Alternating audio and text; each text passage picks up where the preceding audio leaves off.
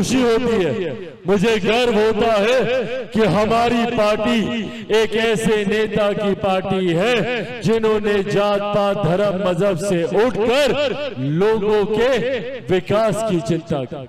हमारे नेता आदरणीय रामविलास पासवान जी ने, बैठ जाइए प्रभु, हमारे नेता आदरणीय रामविलास पासवान जी ने कोई ऐसा क्षेत्र नहीं, कोई ऐसा वर्ग नहीं जिसकी चिंता करने का काम ना किया हो। भले वो अनुसूचित जाति जनजाति से आने वाले लोग हो, उनके अधिकारों के लिए SC/ST एट्रोसिटी एक्ट को मजबूत करने का काम किया, मंडल कमीशन को लागू करने का काम किया, ऊंची जाति से आने वाले गरीब लोगों को 10% आरक्षण दिलवाने का काम किया। कोई समाज का ऐसा वर्ग नहीं, कोई समाज की ऐसी जाति नहीं जिसके लिए हमारे नेता ने कार्य करने का काम ना किया। आज जितने लोग हाथ में मोबाइल लेकर घूम रहे हैं, ये मोबाइल हमारे नेता आदरणीय रामविलास पासवान जी की देन है। जब वो दूरसंचार मंत्री बने उस वक्त उन्होंने इस बात का आह्वान किया था कि एक दिन ऐसा आएगा जब हर रिक्शा वाला, हर ठेला वाला के हाथ में मोबाइल फोन होगा। और ये उस वक्त की बात है जब इनकमिंग पर भी 18 रुपया 20 रुपया दाम लगता था। हमारे नेता आदरणीय रामविलास पासवान जी की देन है कि आज देश की ही नहीं दुनिया की सबसे बड़ी गरीब कल्याण योजना हमारे देश भारत में चलाई जा रही है। कोरोना के समय हमारे नेता ने अपने स्वास्थ्य की चिंता ना कर चिंता उन लोगों की जिनके पास 2 वक्त की रोटी का इंतजाम नहीं था। उस वक्त कोरोना के समय उन्होंने दुनिया की सबसे बड़ी गरीब कल्याण की योजना चलाने का काम किया। प्रधानमंत्री गरीब कल्याण अन्न योजना के तहत देश में 80 करोड़ लोगों को मुफ्त में अनाज दिया जा रहा है। ये देन हमारे नेता आदरणीय रामविलास पासवान जी। हम लोगों के बगल के राज्य उत्तर प्रदेश जैसे राज्य जो आज विकास के मापदंड पर आगे बढ़ने का काम कर, तो वही झारखंड जैसे राज्य हैं जहां पर आज भी बुनियादी जरूरतें हम लोगों के लिए बड़ी समस्या का कारण बने। आज भी सड़क, बिजली, पानी हम लोग के लिए बड़ी समस्या बना। आज भी झारखंड की महिलाओं को ना वो उचित सम्मान मिलता है, ना वो प्रतिनिधित्व मिलता है।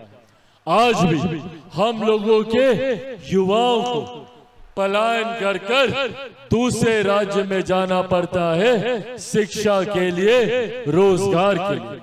आज भी हमारे बिहार के बुजुर्गों को स्वास्थ्य सेवा के लाभ के लिए दिल्ली में एम्स के सामने दिनों दिन महीनों तक खड़े रहना पड़ता है मात्र अपना इलाज कराने के लिए। साथियों, इन परिस्थितियों पर हमें मंथन करने की जरूरत है, हमें अध्ययन करने की जरूरत है और यह आकलन करने की जरूरत है कि जिन लोगों को चुनकर हम लोगों ने झारखंड की विधानसभा में भेजने का काम किया, उन लोगों ने पिछले 5 साल में हम लोगों के लिए क्या किया। आज जहां पर हम लोग मौजूद हैं, यहां से जो स्थानीय प्रतिनिधित्व करते हैं वो न सिर्फ झारखंड सरकार का हिस्सा है बल्कि इस सरकार में मंत्री भी। उनके मंत्री रहते हुए हमारे क्षेत्र को क्या मिला, ये सवाल करने की जरूरत है। जिस विभाग के वो मंत्री हैं पूछिए उनसे कि उनके रहते हुए क्यों शिक्षा के बदहाल हालात हमारे क्षेत्र में, क्यों आज भी हमारे बच्चों को शिक्षा अच्छे स्तर पर नहीं मिलती। और तो और अगर उच्च शिक्षा की बात हो तो हम लोग को पलायन कर दूसरे राज्य जाना पड़ता। दूसरे राज्य जाते हैं हमारे बच्चे जहां पर शिक्षा के लिए हम लोगों को अपमानित किया जाता। ये कहकर कि भैया तुम झारखंडी हो, हम लोगों को वहां पर अपमानित करने का काम किया जाता है। कब तक झारखंड में इस तरीके की परिस्थिति बनती रहेगी, ये सवाल हमें अपने आप से पूछने की जरूरत है।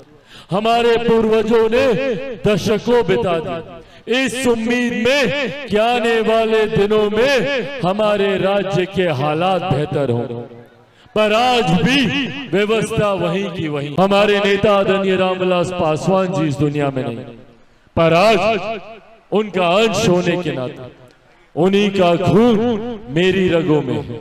आज आप लोगों से ये वादा करके जाता हूं कि हर वो सपना जो मेरे नेता, मेरे पिता आदरणीय रामविलास पासवान जी ने देखा था, वो सपना एक विकसित झारखंड को बनाने का, उनके उस सपने को चिराग पासवान पूरा करेगा, ये वादा आप लोगों से करके जाता।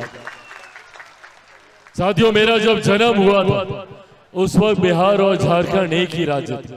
ऐसे में आज मैं अपनी जन्मभूमि पर ही खड़ा, और अपनी जन्मभूमि पर खड़ा होने के नाते अपने लोगों से ये वादा करके जाता हूं, और खास तौर पर अपने तमाम नौजवान युवा साथियों से यह आग्रह करना चाहता हूं, पहचानिए अपनी ताकत को।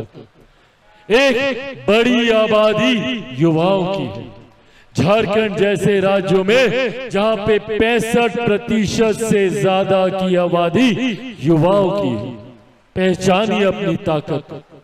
अगर ये 65% युवा एक हो जाए, एकत्रित हो जाए, एकजुट हो जाए, तो दुनिया की कोई ताकत हमें आगे बढ़ने से नहीं रोक सकती। जरूरत है हमें एकजुट होने की।